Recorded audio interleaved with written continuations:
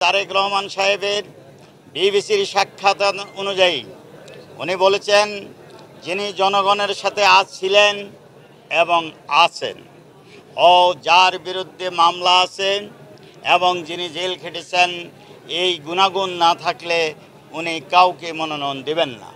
আমার মনে হয় ওনার গুণাগুণ আছেন। উনি দলের বিরুদ্ধে মামলা করেছেন, এটা ওনার একটি গুণাগুণ।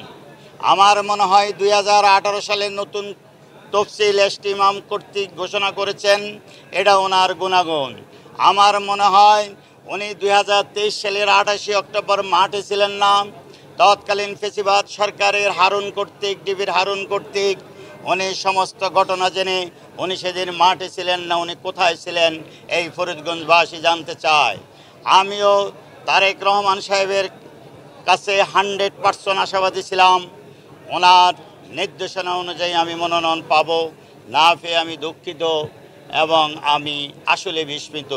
তবে আমি জনাব তারেক রহমান সাহেবের কাছে জানতে চাই, উনি যেভাবেই জনাব হারুন সাহেব এমপি হয়েছেন, উনি তো এমপি হয়েছেন, ওনার আর এমপি হওয়ার প্রয়োজন নেই।